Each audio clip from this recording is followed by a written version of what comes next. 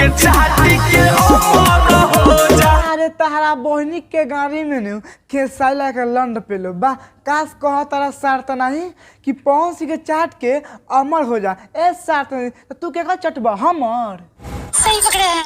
यही नहीं, अभी और सुनिए। हाल बा भाई, आज हम फिर से बात कैले बानी पंकज सिंह, विकी राज एंड झाटू सिंगर के बारे में। तो ऐसे कहते हैं भाई लोग वीडियो जैसे कि लास्ट देखम ए वीडियो में नू बहुते मजा आई। तो वीडियो बना के एक ही मकसद बा आप सभी के दिल से हंसाने के लिए, ना किसी के दिल को ठेस पहुंचाने के लिए।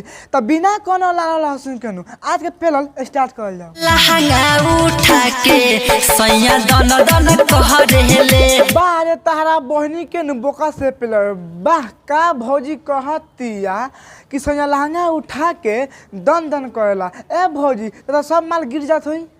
सही पकड़े हैं। यही नहीं, अभी और सुनिए।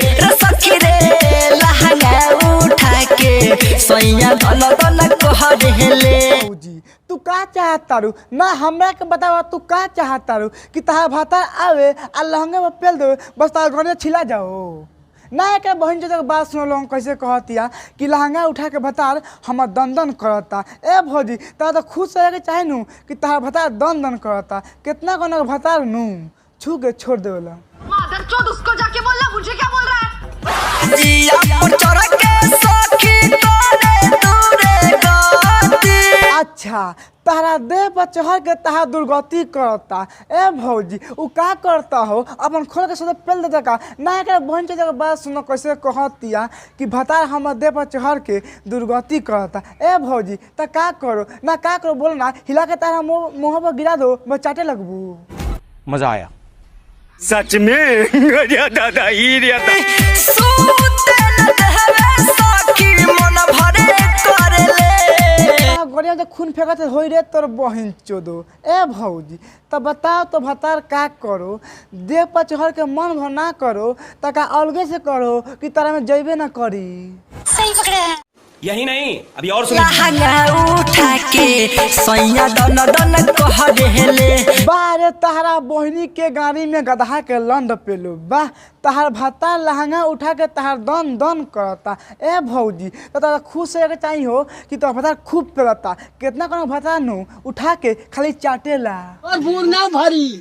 सच में गया दादा ही रे चुसले समा चुसनी चुसाई हो। ए भौजी तहार भाता चूसले तो का भल तहरा गड़िया में छेद हो गल का तनी खोल के कहता तू का कहल चाहता रू। ढोढ़ी के हमारा कुआं कइले बा।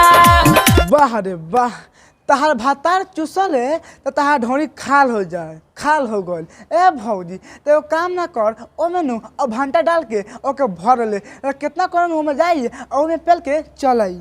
सही पकड़े हैं। यही नहीं, अभी और सुनिए। ढोढ़ी के हमारा कुआं कइले बा। कितना कइले बा तहार बहन चोदो तहार भातार तहार ढोरी चूस के खंता कर देले बा। ए भौजी हम देख अभी का कहनी है कि हम भंटा डाल ले कितना कन आई नू तो ओम पहले ज्यादा आ हिलाई नीचे। मादरचोद उसको जाके बोलना, मुझे क्या बोल रहा है। नया नया चढ़ल बा उनका जुनून हो। अच्छा तहारा भतार के नया नया जुनून चढ़ल बा। ए भौजी तारा भतार का करता रे हो अपन खोल के सोते पेल का तनी खोल के कह का करता रे। सच में गया दादा ही रे लहंगा में देखेला। ए भौजी तहारा लहंगा में का देखेला तनी फिर से कहता। लहंगा में देखेला भातारा कटू ना हो। अरे तहारा बहनी के गाड़ी में पराका पेलो बा तहार भाता तहार लहंगा में कार्टून देखता। ए भौजी कहे ना सारा का मुँह तो देवली कि ओमे नु ढुकबे ना करी। सच में गया दादा ही रे ना एक बहन जो बात सुनो लोगन कैसे कहतिया कि हम भाता लहंगा में कार्टून देखता। अगर तहरा भाता के जगह पर हम रहते तो कसम से कहते लहंगा में ना वो छेदवा में देखती। मादरचोद उसको जाके बोलना, मुझे क्या बोल रहा है।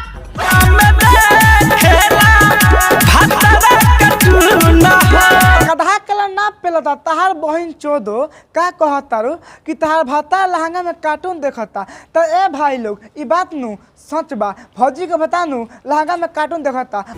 मजा आया सच में गया दादा ही रे।